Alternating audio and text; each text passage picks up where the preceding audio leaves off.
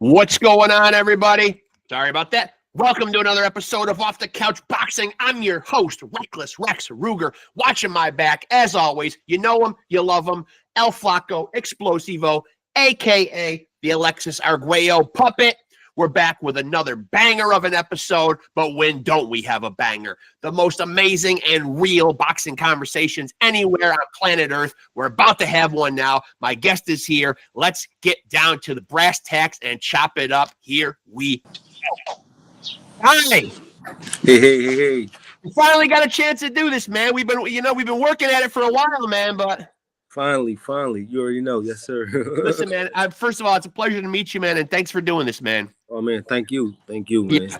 So listen, man, first of all, man, got to get it out of the way right now, man, because I'm an upstate New York guy. Northeast always has to represent. We are the baddest. We are the fucking toughest, man. Tell people, man, about the record, man.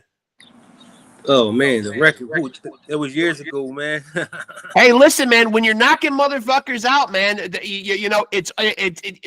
that's always something to brag about. I know, man. I know. Yeah, man. The first, well, not the first, but I went 19-0. Yeah. 19 first round knockouts. We did that. We held the record for like 6 years. And now, where do you attribute punching power to? There's people that say it's hereditary. I don't know, like what your upbringing was like, or your family, your genes or anything like that. Is it learned, or can it be taught, or is it inherited in your case? I don't think you can learn power, man. No. It's definitely inherited from. I'm gonna say my father, because he's a very strong guy. Yeah. And so I'm always curious because, I feel like the physical part of boxing, you certainly, you can learn a lot of stuff. You can develop a jab, you can develop footwork, but the mental side of boxing, not everybody has, man. Take me back to like when you knew, like mentally, because I feel like most people do everything they can to avoid a confrontation, a fight. I think it's natural with people, you know what I mean? So to be able to harness that fear and anxiety that you must have when you climb into a ring, man, when did you know that you had the ability to mentally fight? I'm gonna say when I first started, when I was like 9, 10, and I won I came in the gym, I think in like I came in 95, and I think it was around October, and I was fighting like in December. Okay. So I started fighting fast. Baptism by fire. Yeah. and I fought in silver gloves, and I won it. And that's when everybody was saying, my coaches, myself, like, oh, because I was knocking everybody out. And right. And that's when I knew I had it, and it was time to go. It was go time. Yeah, and I saw some past interviews with you, when I was collecting stuff to talk to you about, and I did see after one of those knockouts, or I don't know, I think it was a fight that didn't end in a knockout, and the interviewer was saying, "Uh-oh, man, be careful, man. Now people are going to say Ty Brunson's a boxer too, man." You do have that blend of being like a boxer puncher, though, I would say. If you watch me and you know my career, I'm more of a good boxer than a puncher. Yeah, I would agree with that. For having watched a lot of your fights, I would agree with that. Yeah. I can definitely box my behind off. And obviously, man, I just alluded to, bragging about the Northeast and the toughness of us up here, whatever, man. But Philadelphia really is a city, man, with a rich fighting history, man. I mean, can you put your finger on like why so many great fighters have come out of Philadelphia? Because we poor. We ain't got nothing. Yeah. There's nothing we can do. We can go play basketball. We can go play football.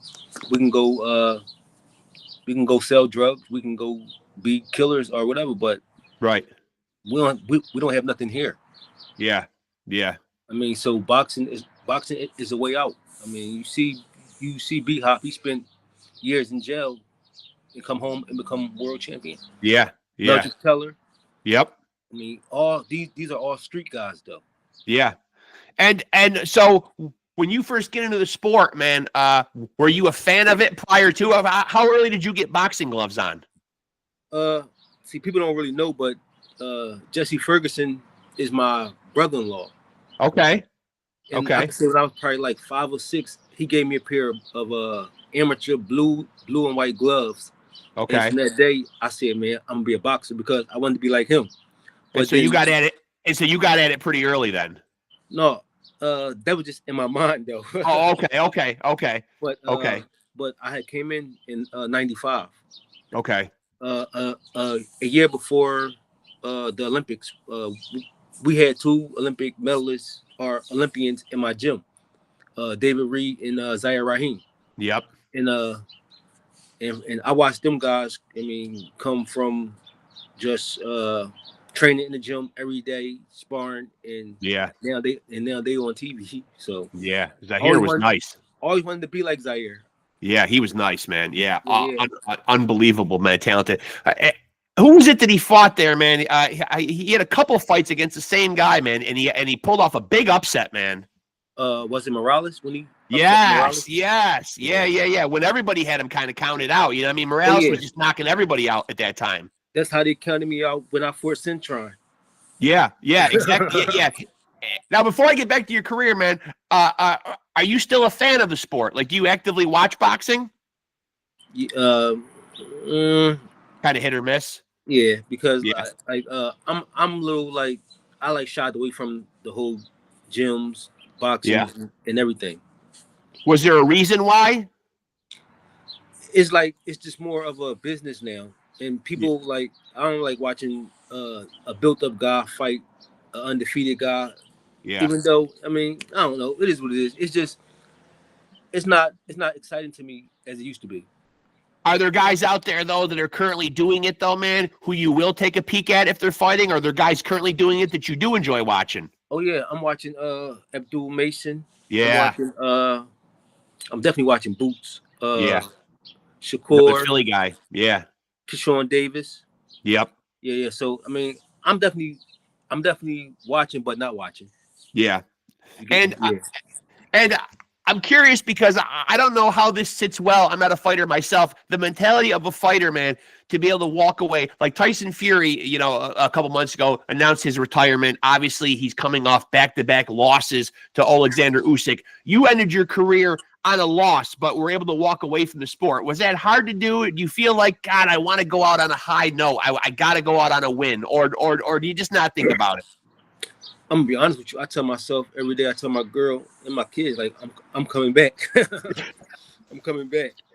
I mean, it's hard because boxing is my life. Like it was my life for my whole life. It's still my life. But I mean, going out on a loss. I mean, I just look at it like it is what it is. But I just turned 40, and I don't know, man. Like I said, man, I can tell myself, come back. So I might come back, I might not. I mean, if I don't, I'm not mad. I'm not mad. I dedicated almost 2 decades to the sport. Yeah. Now, if you were to come back, obviously people know you competed a lot of your career. I think most of your career at super welter, if I'm not mistaken. You know, the bulk of your success was a super welter. Is that still the weight that you're walking around at? Is that still, hypothetically, if you were to come back, would that be where you would still be? It'd be between 60 and 54. 60. Okay. And what would be the motivation at 40 years old? Obviously, we've seen a lot of guys, you know, who feel like they got more fights in them, they got more stuff in them. Vladimir Klitschko has talked about coming back. We just saw Mike Tyson take a stab at Jake Paul. We see these guys, man, you know, I don't know like what it is that drives them back to sport, but for you specifically, man, like what's it about? I just miss that feeling. Yeah. I miss the spotlight. I mean, I miss fans. Yeah. I just miss having something to do every day. Yeah. As far as going to the gym. Yeah. Running, strength and conditioning. Just I miss the gyms. Yeah. I mean, but if I don't come back, I'm actually cool with not coming back neither. Okay. Yeah. So it's not something where you have like a burning desire. Yeah. It's not about no money or nothing like that. It's just, if I do come back, it's for the love and to try to win a title. What would be the things that would, that would be, a deterrent? There must be something in the back of your mind, like, how your family feels about it, or like, making weight, depriving yourself of certain stuff. Are there things that make you think like, God damn, I don't want to come back though because of these things? getting up at 5:30 running. Yeah, that'll do it. That'll do it, man. I hear you there. Running. I got a day job too that has me up that early in the morning. Yeah, man, running and I mean, yeah, it's just the training part. Like if I could just say forget training and fight, I would do that. Right. But Yeah, it's just training. It's the training. And as far as my family, like if I make the decision to come back, they definitely supporting me. yeah. Now, I mean, I go ahead. don't have a lot of wear and tear on my body. I have Right. been in tough war, so I still know that my reflexes are good, and I still can come back. I still can come back, and I can compete at a high level. Yeah. If I did come back, I don't want no like tune-up fight. Now. Just throw me in the fire. Let me test myself. Throw you in the fire in terms of like you'd want to be like in there against ranked guys or champions. Correct. Yeah, right. So you want to jump in and I get that though, man. You know, I mean, because when you're 40 years old, man, it's just like, okay, come on, man. I proved myself. I knocked a lot of fucking guys out when I was doing it for the first time, man. I did, father time is against me, man. I need to get in here and make an impact. Correct. You know what I mean? Like I get that. At 40 years old, man, you don't got a lot of time to wait. Yeah. You know? Yeah. Because if I wanted to do it, the other way, I'll come back and fight 4 or 5 bums. Right. Make a little change. I ain't got time for that. Yeah, I ain't got time for that. Yeah. And so is there anybody particularly who you look at, like when you're flipping through the channels, when you're watching boxing, is there anybody that you would say, geez, if I could come back and fight that guy? Is there anybody in your crosshairs specifically? Not at the moment because none of these guys really excite me. Yeah. Nobody excite me. It's just, I mean, I would just want to fight like somebody that has a name. Yeah. And that's going to punch back. Yeah. And now you're an old school guy. I equate you like with an old school guy. I think all the guys from Philly kind of have that throwback mentality or whatever. So like when you say that some of the excitement has been sucked out of boxing, man, what do you think sucked it out? I've got some theories on this. Obviously, I'm 52 years old, so I remember more of a golden age of boxing. Right. I'm not really fond of these guys getting on social media and beefing and then not seeing these fights actually happen. Correct. You know what I mean? That's an obstacle. I definitely agree with that too because I ain't come up in the social media. Like this all new far as boxing but what sucked it out, I think I don't want to put it on Floyd, but when Floyd started being a businessman trying to protect that zero, that's when everybody started, they want to be undefeated. If you look at all my losses, all my losses came from actual real fighters, former champions, and some went on and became champion. Yeah. So I always had the mentality like, man, fight anybody, win, lose, or draw. I mean, fight. It is what it is. Now, what do you think about, like, it's kind of a polarizing topic, but, like, what do you think about, I know it brings eyes to the sport. There are old school people that don't think that it's great for the sport, though, but what do you think about these Jake Paul events? Make his money, man. It is what it is. Make his money. And plus, like I heard Tank say, and which I've been watching too, like, Jake is really in the gym, really training like a professional fighter. He's trying, yeah. So, make his money. And now you just brought up Tank, man. So, I know you're not watching everybody in the sport, but obviously you must know about the Tank and Roach fight. You know what I mean? I watched it. Yeah, and do you have an opinion? First of all, who did you think won the fight before I get to other questions about it? To be honest, Lamont. Okay. And as a guy who's competed for a long time, as you said, multiple decades in the sport, if you're across that ring, regardless of whether it's a punch or if it's hair product in the eyes, if you're watching across the ring and he takes that knee, man, you're considering that's a knockdown, correct? Correct. Okay. Correct. Okay. There was a knockdown. And I've even seen people say, and I'm pretty familiar with the rules, but this is a great point too, though, is that even when he goes over and his corner comes up on the apron and wipes his face off, that can be a disqualification as well. Fast. Yeah. Yep. I mean, I was looking at it like because that is Tank, and he the one selling out 19,000. Lamont, right. So they're gonna try to keep that. They're gonna try to protect that golden goose. Yeah, you're right. You're right about that. Yeah. So he obviously, it seems like the New York State Athletic Commission has ruled. They ruled the other day they're not going to overturn the decision. I think that would have been. I think that would have been a huge thing for them to do. I don't know if anybody was really stop their money. Yeah. Right. Exactly. Yeah. You said it best right there. But in a rematch, do you think it plays out the same way again? You know, Not at all. do you think Lamont is a guy who's maybe figured out the kryptonite for Tank? I don't think so. I think Tank could beat him. Yeah. I think like it's not my business. I love Boog and I love Barry, but whatever him and Calvin got going on, if they do have something going on, they should fix that up because him and Calvin is a 1-2 punch combination. Yeah. So you're alluding to the fact that it seemed like we did see some dissension a little bit in the corner. Correct. Yeah, a little bit of beefing. We all seen it. Yeah. And I felt the way because, I mean, it's not my business, but how he talked to Calvin. Like, come on, man. Right.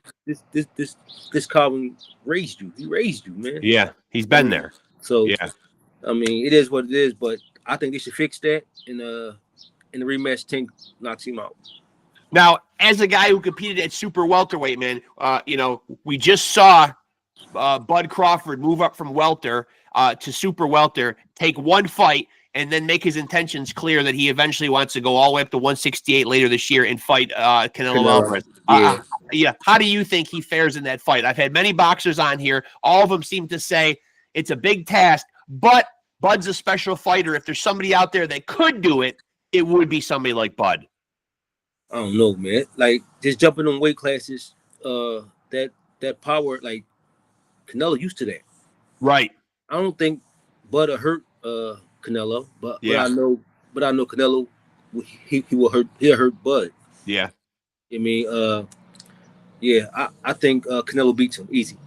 Well, not easy, but he beats him. He beats him. And what do you think about like now? It seems like you know, it seems like Turkey al-Sheikh and the whole Saudi Arabia really seems to be becoming major players in the boxing world. You know, been doing this podcast. I belong to a lot of boxing groups on Facebook, social media, trying to keep an ear to the pavement and keep up with what's going on in boxing news. You know, there seems to be people who love the fact that Turkey wants to make great fights, give us great cards with world title fights, great matchups, all the things boxing fans usually want. Then there are people, I think, who are a little more guarded with the sport who say, do we really want this guy coming in and taking over the sport? Well, where do you stand on it? I love what Turkey doing. Me too. Wow. I do because too. Turkey's giving these guys money. Yeah. This is what we fighting for. Besides belts, is money. And and he cashed them out. He just gave Shakur Stevenson opponent $500,000 in a house. Yeah, changed his life. I know. He was an electrician. I know. That's pretty crazy. Man, I love what he's doing. I love what he's doing with the sport. And call me. Call me. He just might.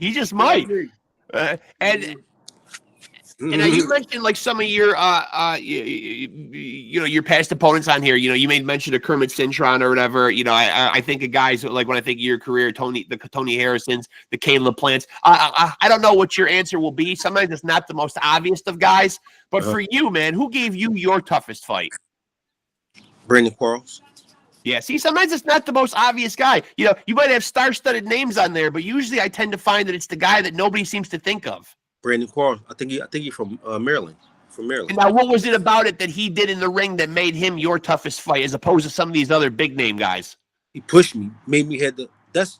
That fight made me have to use will. I beat him off will. You had to dig deep. Yep. Yeah. Deep. Yep. Yeah. And I always tell him that. I think I posted that on Instagram a couple days ago, and I said my toughest fighter, Brandon Quarles. Yeah. Hell of a and fighter. so do you think sometimes, man, that like you know, another component of the excitement being pulled out of boxing, you know, obviously we're not always seeing some of these big fights, man, you know, but do you think sometimes, man, you know, that we're not seeing, you know, guys in there in fights where they have to dig deep like you're talking about? No, man, right now I think it's just about these promoters building these guys up. Yeah. Nobody wants to fight the tough guy anymore. It's all about, like I said, being pretty and keeping it and protecting that zero. Yeah, well, it sounds like what Turkey's plan is now. Like he just started a new boxing promotion company, and he's partnering up with Dana White. You know, who's been successful. Yeah, who's been successful, obviously, like with the UFC, man. But I think the template is still the same is what he's been doing, trying to make big fights. And like they say that that they really wanted like isolate each division, find out who the top 5 to 8 guys are, and really make them fight each other. That's great, man. Great. That's great. That's great. That's great. Yeah. Man, yeah, it's great, man. Turkey doing his thing, man. He doing his thing. Like I said, man, he paying these fighters, man. Like, I mean, it's hard to make $1 million in this game. It's hard. Very hard. Yeah. I mean, so he blessing these fighters. I wish him the best. I wish everybody the best, man. What do you think, in all your years of boxing, man, like what are like the life lessons that boxing's really taught you? Discipline. Yeah. Discipline. Patience. Yeah. Yeah. Man. The main two, yep. And all these guys, I just alluded to the fact that we see a lot of these guys, to take to social media, they're beefing. They all want to be the face of the sport. Right. Everybody's claiming that they're the guy in boxing. Like when you think of the sport right now, who is the face of boxing? Like who's the guy that comes to your mind? Is it still Canelo? Oh man. Is there an obvious guy out there right now that's the face of boxing? I would have, if I had to pick, it'd be between T-Bud and Canelo. Yeah. Yes. They both paid their dues. Yeah. And so if you were able to put like your promoter's hat, well, first of all, let me ask you, during your career, is there any guys that aren't on your resume? Are there any fights that you wanted back in your active fighting days that you were really wanted to see come to fruition and they didn't happen? I think I was ranked probably like 11 or something like that in the IBF, and I had called out. I think it was either K9 or Ishaq Smith. I just wanted the title. Yeah, I wanted the title shot. That's all. Yeah. And I mean, I don't know. I don't know if Turki Al-Sheikh and this new promotional company can actually change this, but I know he's alluded in the past of maybe there being too many champions at too many, at these weights. What's so many your belts opinion? out. Is it too many belts? So many belts out, man. I don't know who the champion. He say, right, man. I ain't gonna say no fighter name, but a fighter like said, like he's telling me he's a WBA champion or a WBO champion. I wouldn't look him up, and I ain't see him as a champion. Yeah, yes. So I'm like, but I know he got a belt. Right. Said WBA, yeah. So I mean, it's just crazy right now, man. I don't know what's going on. And then a couple of weeks ago, the WBA, I don't know if you saw this or not, but they were flirting with the idea of possibly bringing back 15 rounders, maybe for championship fights, unification bouts, or undisputed at first. You know what I mean? Did you like the idea of 15 rounders? No, man. Boxing already dangerous. That's just 3 more rounds of punishment. Yeah, especially when we see these guys after they hang up the gloves. You know what I mean? And boxing is not a sport where like there's really anything in place after a fighter's career to really take care of them. Correct. There's no union. There's no nothing. I mean, it's you save your money or you don't. Yeah. So that's a bad idea then. And some of us don't make a lot of money. So what the fuck are we going to save? Right. I mean, you just gotta be smart. Take that little money and flip it. That's all. Flip it the right way. And now, once you hung up the gloves and stopped actively competing, did boxing stay a part of your life? Are you interested in any other part of boxing other than the competitive part? Like, are you into promoting? Are you into training? Are you into any of that stuff? Y'all can look for Young Gun Promotions pretty soon. Okay. In the near future, but it's coming. Okay. Yeah. And what will be the goal? What will be the goal with your promotional company? Will it be something similar to what Turkey wants? Like you obviously want to promote great fights, the best fighting the best. I would just want to help these fighters and pay these fighters what they worth. Yeah. And it won't be fighting. It won't be a top contender or a prospect fighting a bum. You want to compete. That's why I love signing with Marshall Kaufman, because I had to fight every time. Yeah. It wasn't no easy fights. Yeah. And that's how I will build my brand on. Yeah. I'm not fighting easy. So don't sign with me if you think you're gonna have a cakewalk to the top. Yeah. And back during your career, when you were really in the prime and you were on that incredible knockout streak, I imagine that must be pretty satisfying because I ask a lot of fighters on here, man, if they actively feel like they need to push for the knockout, only because unfortunately we do still see some really shitty scorecards, man. You know what I mean? So, I mean, it really is a detriment to the sport. Yeah, no doubt. I mean, I guess you have to, I mean, if you can't get them out with a knockout, you had to box. So I never went in there looking for a knockout. Right. Everybody put that stigma on me, knockout or right. So of course I ran with it. Plus I knew I was strong. So if you see the fighters that I fought and we went the distance, I didn't knock them out because sometimes, I mean, a knockout is hard sometimes. Sure. Yeah. These guys be running, slipping, holding. I mean, but if it come, it come. But I start breaking them down and then knocking them out. Yeah. So what do you feel like if you look back on your career? Obviously, people are going to remember the power. Obviously, people are going to remember the 28 wins, 25 of them knockouts or whatever, man. But what did you feel like? And again, this might not be, maybe power is the obvious answer, but it might not be, man. But what did you feel like was Ty Brunson's best attribute in the ring? Boxing. And so you'd rather be known for that than this big puncher, then? Correct, because everybody gonna expect me to knockout. Yeah. Every fight, knockout. No, I mean, it was fights, but I fought Jamal Davis. I could have knocked him out easy. Yeah. But I boxed him to the 8th, 9th round and then stopped him. Yeah. And that's my guy. No disrespect to nothing, but I mean, I could have knocked him out easy, fast. Do you feel like there's pressure when you're on a knockout streak like that, where everyone is showing up and they're almost expecting it? They're expecting it, yes. Yeah. Definitely. It's almost like an undue pressure that you don't need, because then you get people out in the crowd who are thinking, all right, this guy's knocking everybody out, so this is going to be a knockout right here, Correct. I mean, yeah, it's definitely pressure. And I mean, like I said, if it come, it come. If it don't, it don't. But when you're in the midst of a streak like that, though, and you could possibly be either setting a record or breaking a record, did it change your approach in terms of, did you get to a point where you had a lot of knockouts and you started to actively seek the knockout because you're on this great, yeah? Oh yeah, yes. And then that kind of hurt me when I fought the Carlos Perez. Yeah. But I was going off this knockout. I'm gonna knock this dude out. I mean, yeah. So yeah.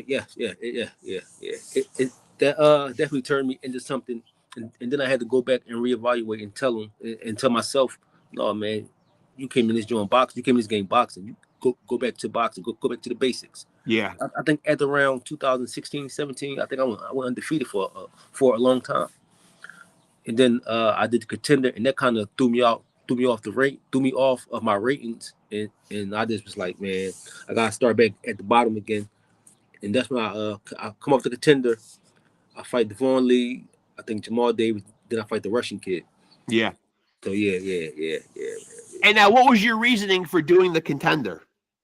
I don't know, exposure? Man. It was really my promoter got me hooked up with it and everything, and I don't know why I did it for real. I should have just stayed on my streak. Yeah. And do you look back at it with regret? I don't regret it. I don't regret nothing in my career. Like I said, at the end of the day, I'm happy. I'm happy, and that's all that matters. And now this record of yours was broken by a minimum weight. I didn't even know they went that light. A minimum weight. Did that guy die? Did one of them die? I don't know. I don't have that in here, man. But he got to. Evan Valerio died. Yeah, he passed away. But then it was. But then I got down here that it was broken in 2013. There was a minimum weight who had 20 consecutive knockouts. I don't even know about it. A minimum weight has got to be, if I'm not mistaken, a minimum weight is like 105 pounds. Yeah, 106, something like that. Yeah. 106, something like that. Yeah, that's crazy. I mean, it's hard to believe 106. I mean, I guess if he's fighting another 106-pound guy, you can kind of see it, man. But just thinking about a 106-pound guy knocking somebody out is just crazy to me. Right? Yeah. Crazy. But you never know, man. And so, I'm curious more like about like you coming back or whatever, man. You know, and I don't want to put the cart before the horse. You know, you certainly didn't make any outrageous claims that you were definitively coming back, but certainly flirting with the idea or whatever. But you know, if you had plans or designs on a comeback, is it one of those things where you've got a set amount of fights that you wanted to come back for, or a specific amount of time that you think you would come back for? Is it a one and done? Is it a kind of play it by ear? I know if I get back in shape, it's going to be in a fight. I'm not stopping. Yeah, you're just going to go to the week and fall off. I would give it like another year, a year or two, 42, and say if I don't do nothing within 2 years, then I'll just say I'm done. I'm done. Right. So it's kind of like you would get to certain like checkpoints and you would like assess like where you are and say, okay, do I want to keep going or do I want to stop here? Yeah. Correct. Yeah. And now do you have like, you know, obviously you said you want to get in there and like fight the top guys. You want to make an instant impact. Does that mean that you would be in the hunt for a world title as well? That's the goal. That's the goal. Okay. That's the motivation. Okay. I mean, because I do sit around and watch the sport, and I watch people that's winning titles. I'm like, oh, this guy, he got a title? Yeah. Who he paid to get that? Right. So, and I know I'm talented, powerful, and I can compete at a high level still, and I can go win a world title. Now, I'm glad you said that. Do you feel like now, you know, obviously you didn't say that for no reason, man. Do you feel like guys are in positions of champions, and there's not a lot on their resume to, you know, to substantiate the fact that they're in that spot? Correct.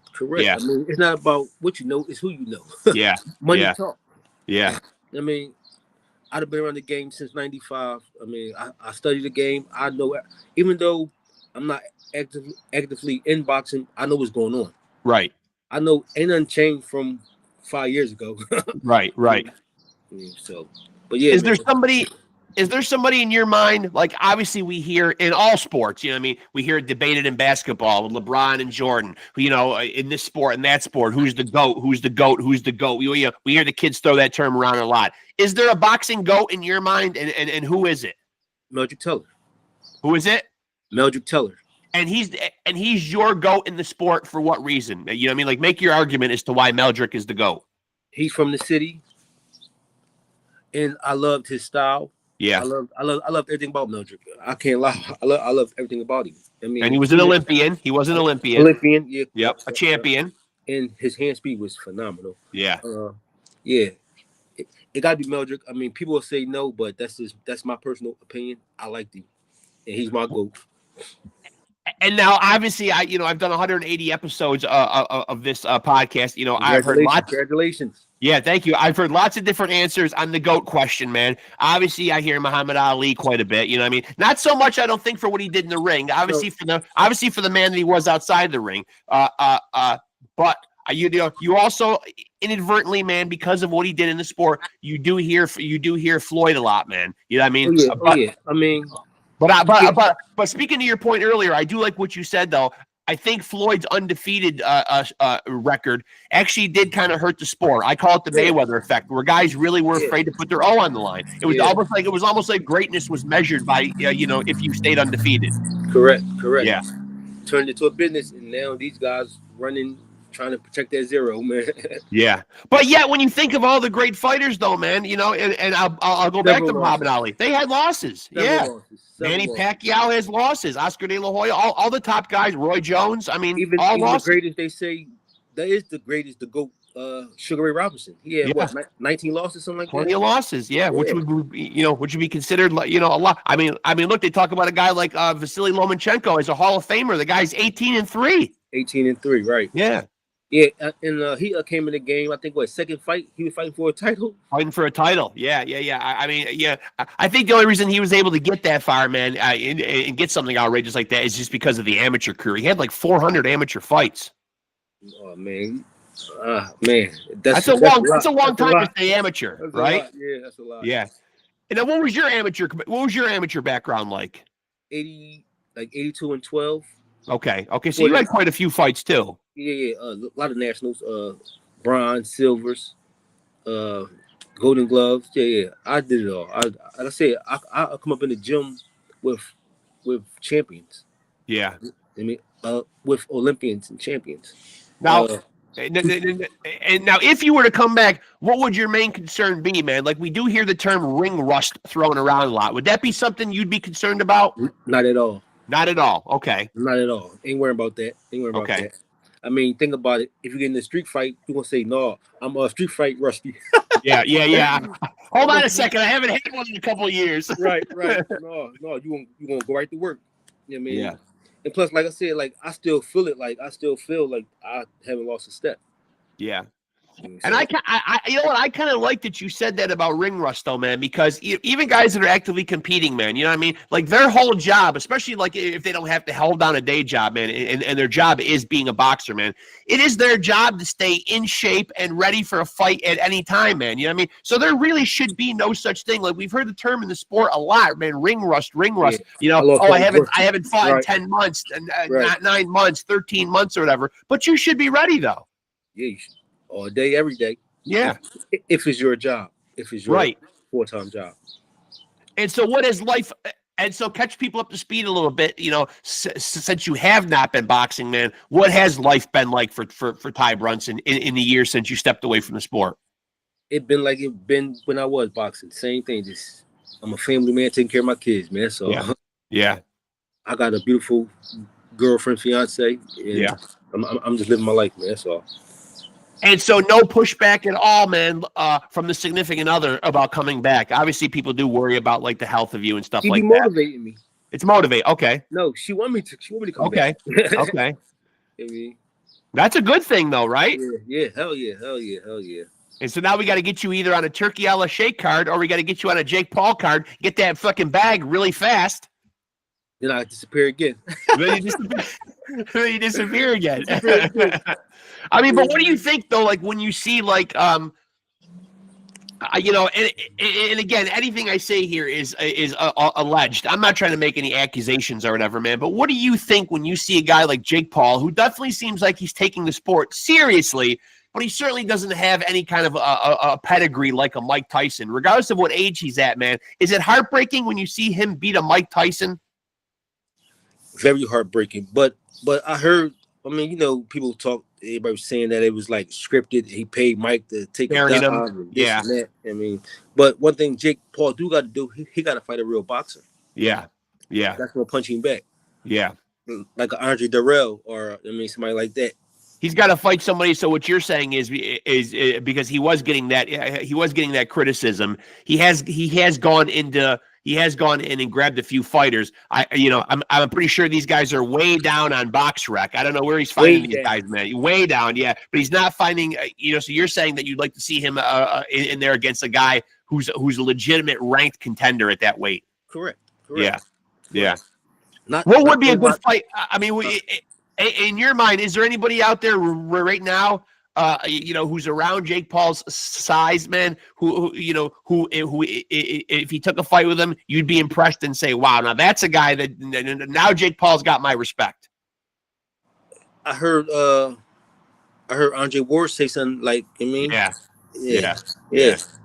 That's a great fight because Dre fight in a long time. Yeah. It's like he's been away from the sport long enough, but not too long.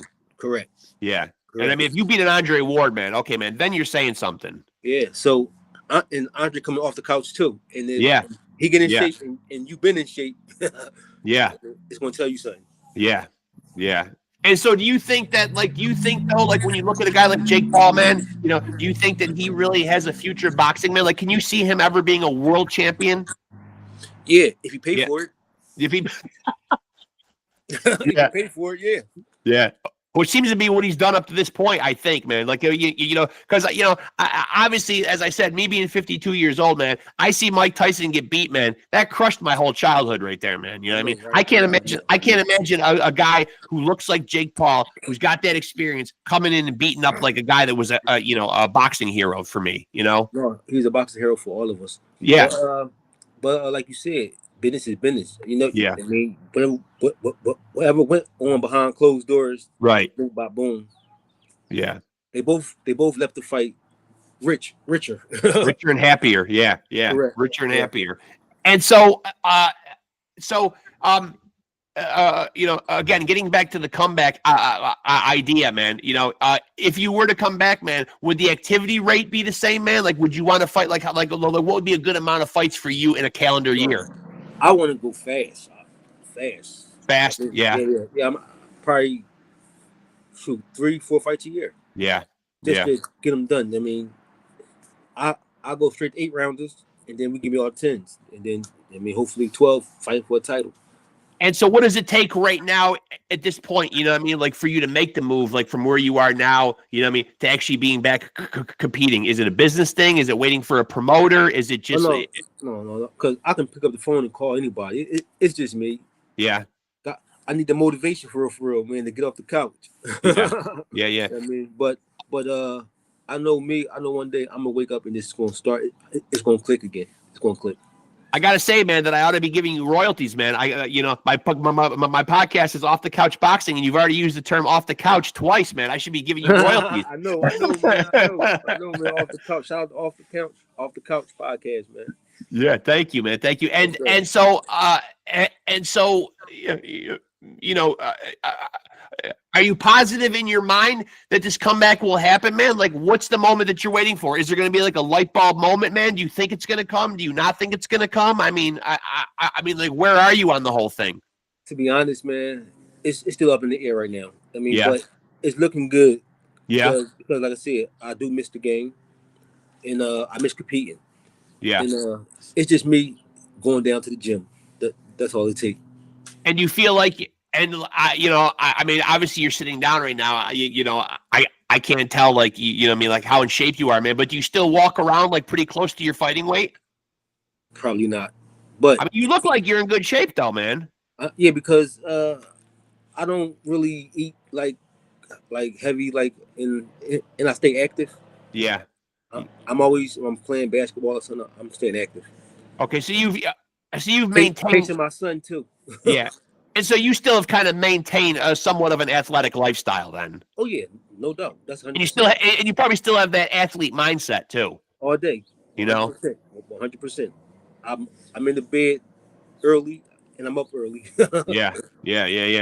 Well, I feel like, man, that I feel like I'm on the cusp of Off the Couch Boxing having a breaking story here, man. Now, of course, I'm not going to go clickbait the thing and say, put this episode up and say Ty Brunson talking about his big fucking comeback, because I don't want to put the cart before the horse. But I will say that as an older guy myself, man, older than you are, man, but still, man, you're a guy on the other side of 40, man. I applaud it all day, man. You know what I mean? Like, I've talked to a couple guys on here, man, and it's kind of like,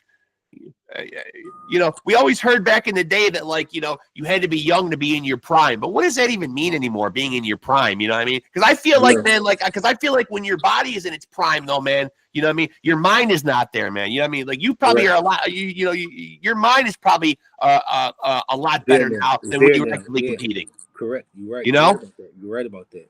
You're right about that. 100%. And you figured out a lot about the game and stuff, and about life in general, Correct. And plus for real, it's like a break from. I mean, I took a break. I've been doing it since I was 9-10 years old. Yeah, nonstop.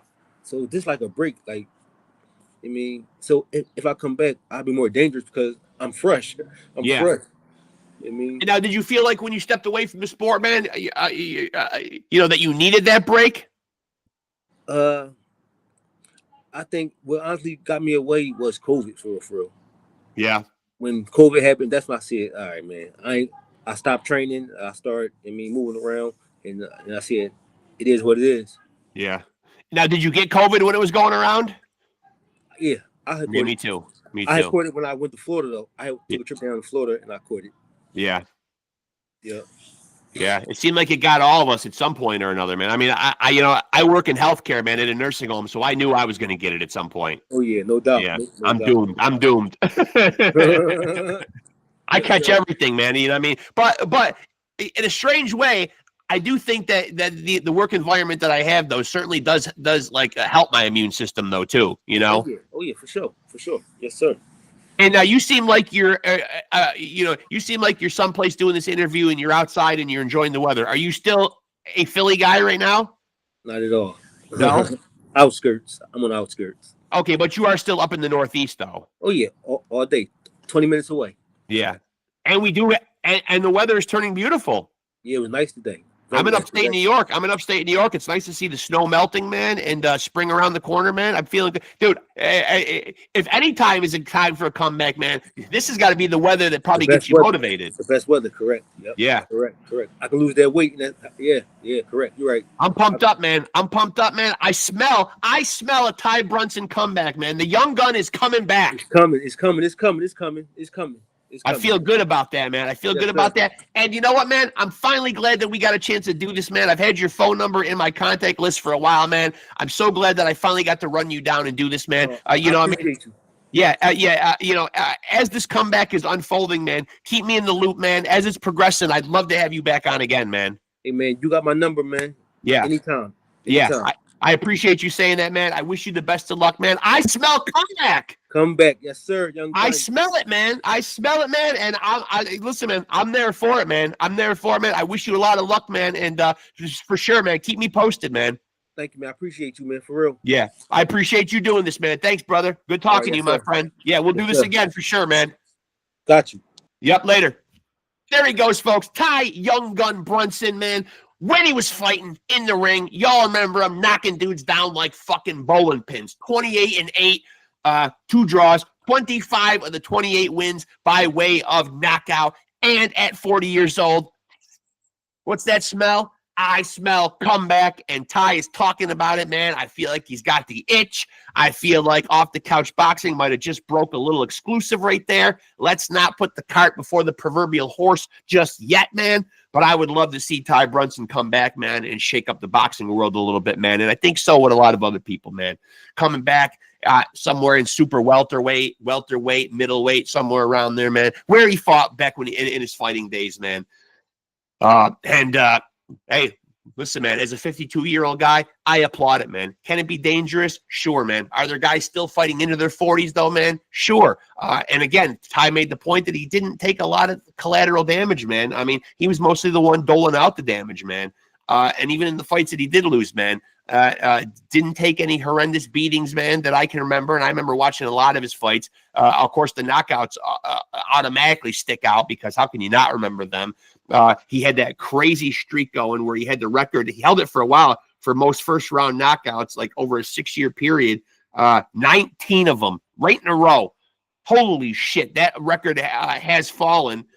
He mentioned Edward Valerio. I don't know if that's who it was. There was a minimum weight and who had 20.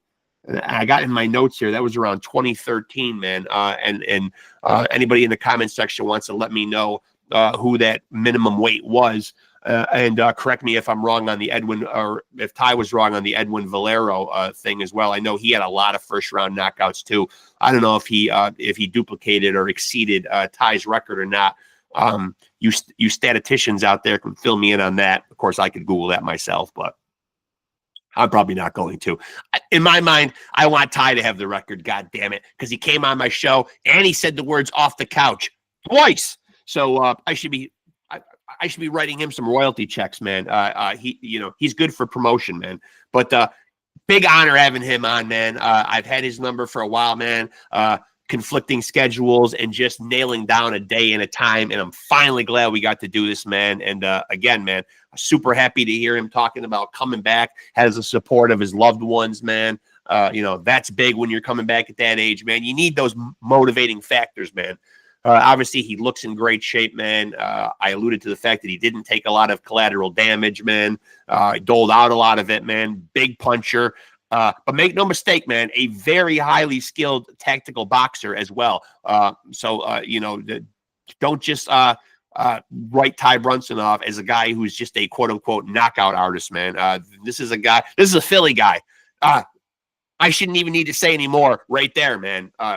Recognize right there, man. When you're talking about Philly boxers, man, they don't come much tougher and superior than guys from the Northeast, man, i.e. New York, Philly. Come on, man. We breed them tough up here in the Northeast, man. I can attest to that as an upstate New Yorker, man. So anyway, man, I've gone on enough, man. Let me put my promotional hat on. Ty said it best when he dropped the words off the couch twice, man. But let me remind you, make sure to like and follow Off the Couch Boxing on Facebook for updates on new episodes, who's on those episodes, and any other pertinent boxing news that's popping off at the moment, man. I will keep you guys in the loop on upcoming fights, fight results, predictions, analysis, anything, man, that is a hot topic in the boxing world, man. I will share it on the Facebook page, man, and try to keep you guys in the loop when there's any news out there worth sharing.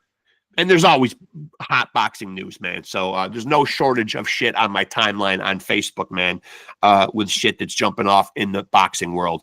Also, if you're here, make sure to like, subscribe, and hit the notification bell to stay tapped in. This is where the most amazing and real boxing conversations happen anywhere on planet Earth, man. The undisputed, undefeated heavyweight champion of boxing podcast right here. This is where legends, luminaries, champions, and fighters on the come up. They come to chop it up here with your boy, Reckless Rexx. And today we just had another one, man. So big thank you to the young gun himself, Ty BRUNSON, man. Thank you for him for coming on. Hope you guys dug that episode, man. And let me remind you, because as I said, I am the champion of boxing podcasters. So if you too want to be a champion, you got to stay tapped in right here and continue to roll with the champs. Peace.